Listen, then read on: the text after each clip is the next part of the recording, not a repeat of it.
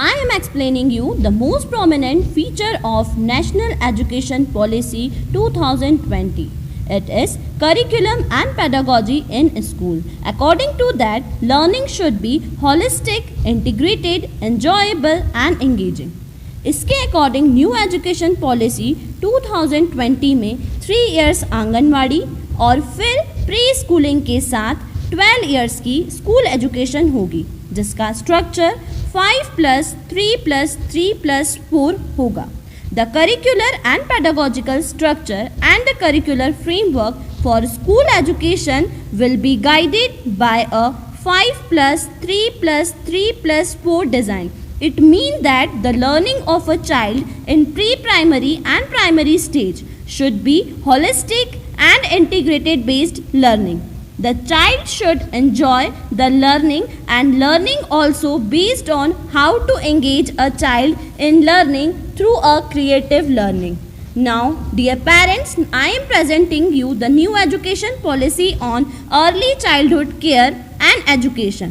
It is also known as the foundation of learning and it is the main stage of learning.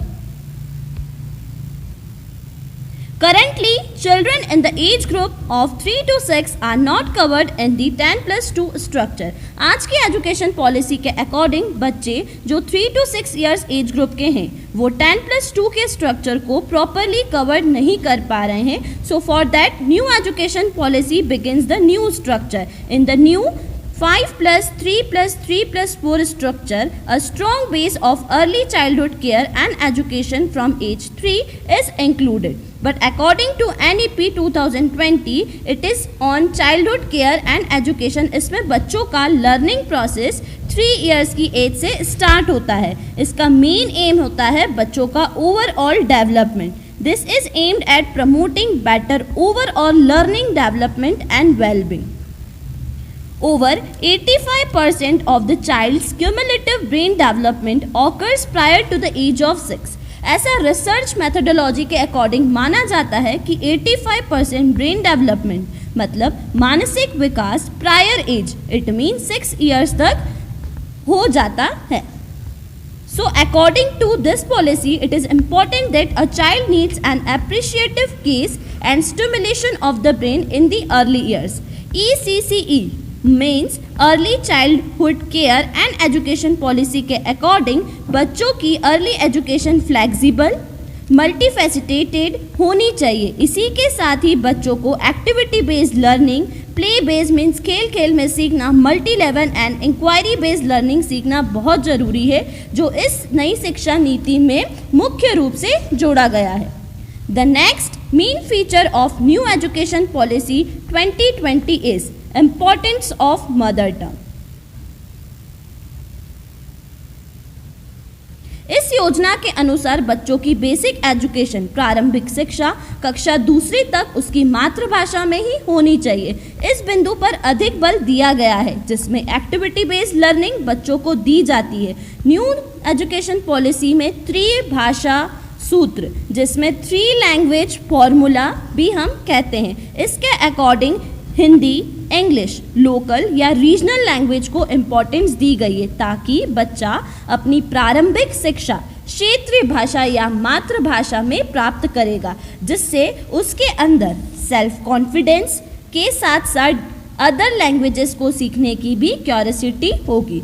ऐसा माना जाता है कि बच्चा मातृभाषा में सीखने में ज़्यादा कंफर्टेबल फील करता है. इसको ध्यान में रखते हुए ही नई शिक्षा नीति it means new education policy 2020 में मातृभाषा पर अधिक जोर दिया गया है.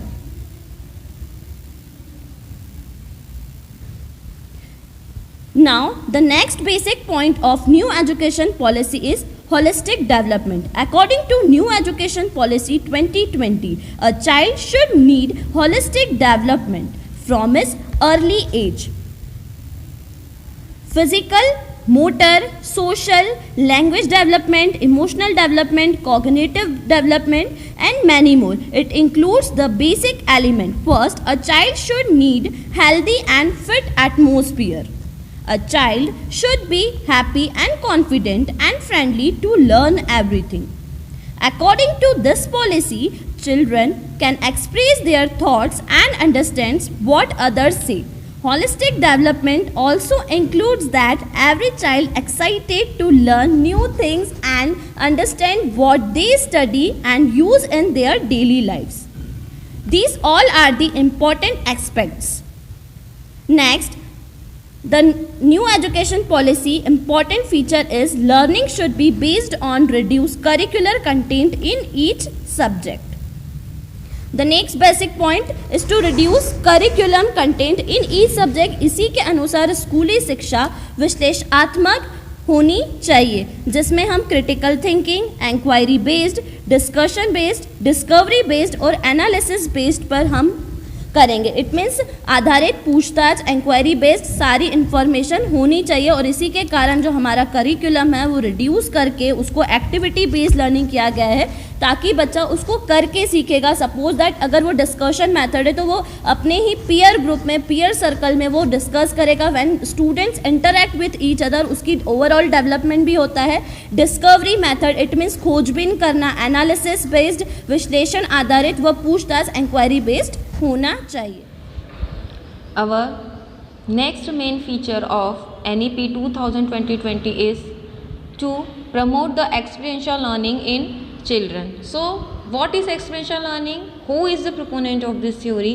And the stages of its cycle, possible methods to be used in experiential learning strategy. Experiential learning. Experiential learning means taking students beyond the classroom. means बच्चे क्या एक्सपीरियंस करते हैं उसके बारे में जानना ज़रूरी है. इसीलिए बच्चों को ओनली क्लासरूम में दी गई शिक्षा को ही हमें नहीं देखना है, बच्चे इसके अलावा एक्सपीरियंस करके क्या सीखते हैं, इसे ही हम एक्सपीरियंशियल लर्निंग कहते हैं. Principles of experiential learning. इसके अनुसार प्रत्येक मनुष्य में प्राकृतिक रूप से सीखने की संभावना होती है. So human beings have a natural potentiality to learn. Experiential learning के अकॉर्डिंग बच्चा किसी भी चीज़ को स्वयं अनुभव करके सीखता है. इसीलिए जब बच्चा लर्निंग प्रोसेस में खुद को पूरी तरह से इन्वॉल्व करता है या उसका फुल पार्टिसिपेशन होता है, तो वो अपने आप से ही एक्टिविटी के थ्रू बहुत सारी नई चीज़ों को सीखता है. साथ ही साथ बच्चे अपनी सेल्फ इनिशिएटेड लर्निंग के बारे में भी जानने लगते हैं. So these are the main principles of experiential learning. इसके अकॉर्डिंग एक और चीज़ है कि बच्चे जो इंडिपेंडेंटली, क्रिएटिवली और सेल्फ एक्सपीरियंस करके अपने आप को सेल्फ क्रिटिसाइज और सेल्फ इवेल्यूएट कर सकते हैं, वो ओनली एक्सपीरियंशियल लर्निंग के थ्रू ही कर सकते हैं. एनईपी में एक्सपीरियंशियल लर्निंग को इन मेथड्स के थ्रू बताया गया है. So these are the methods of experiential learning. Field trips. इसके अकॉर्डिंग बच्चों को फील्ड ट्रिप करवा के हम बच्चों से एक्सपीरियंस कर सकते हैं बच्चे के उन्होंने क्या सीखा. नैरेटिव्स, वो खुद से बता सकते हैं. Conducting experiments. So children can do the experiments, वो खुद एक्सपेरिमेंट्स करें और सीखे. Simulations and games. So through the simulation and games they also can experience and learn so many things. Story telling, focus imaging and field observation. What they observe on going field trips, they can write and they can experience. Role playing. Obviously role playing is also a method of experiential learning. Model building and surveys. So वो सर्वे करके भी ये जान सकते हैं कि उन्होंने क्या एक्सपीरियंस किया, क्या सीखा. Multidisciplinary education, it means flexibility in subjects. The significant principle of multidisciplinary education that now students are free to pick subjects from either stream. It means broader choice of subjects. means अब students के पास में subject choice करने के लिए बहुत ज़्यादा से ज़्यादा options है that might interest them and pursue them as major and minor course. It is also reflected in the integration of vocational activities, life skills, physical education and extracurricular activities within the pedagogy for the holistic development of the student's personality. means multidisciplinary educations के through बच्चे जो है अपने subjects में life skills, physical education को भी as extra curricular activities के साथ में जोड़ सकते हैं, जो उनका सिर्फ ओनली उसी स्ट्रीम के प्रति इंटरेस्ट नहीं बढ़ाते हैं.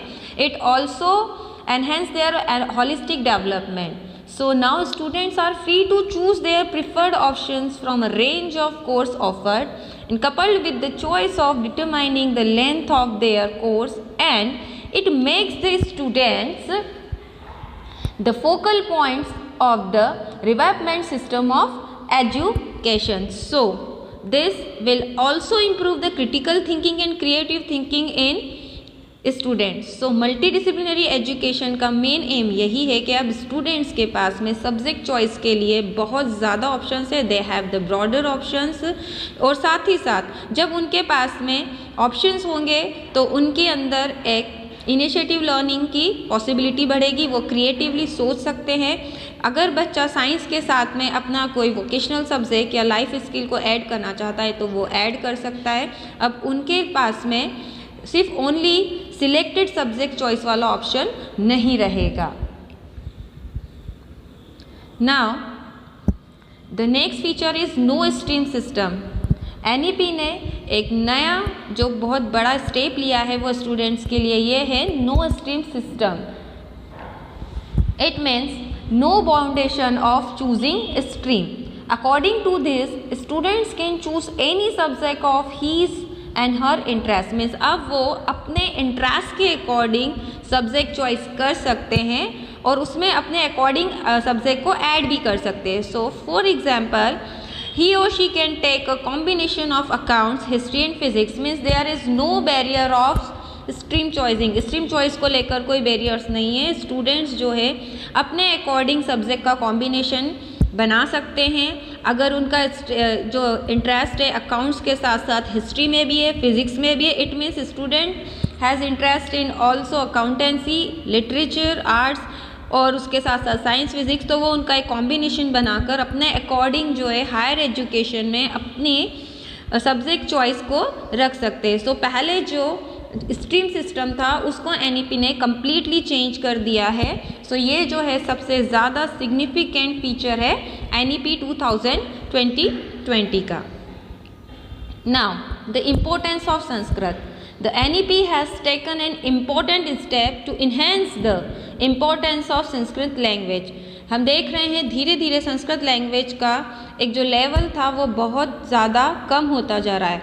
संस्कृत को ओनली कुछ ही स्कूलिंग लेवल पर जाकर सीमित कर दिया गया, उसको मतलब ब्रॉड नहीं किया गया था. हम देखते जा रहे थे कि धीरे धीरे बच्चे दूसरी लैंग्वेज सीखने के प्रति तो आकर्षित हो रहे थे, लेकिन वो बच्चे जो संस्कृत सीखना चाहते थे तो उसके लिए स्कूल ने पहले की जो शिक्षा नीति थी उसमें स्कूल में कुछ क्लासेस थी जहाँ तक उन्हें सिर्फ संस्कृत सीखना है.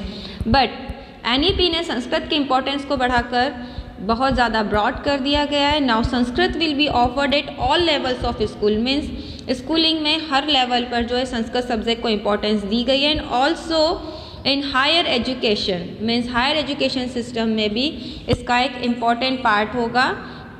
Higher education as an important enriching option for students. Means higher education में भी स्टूडेंट्स जो है संस्कृत सब्जेक्ट को चूज़ कर सकते हैं और संस्कृत को जो है ये बढ़ावा देने के लिए ही किया गया है.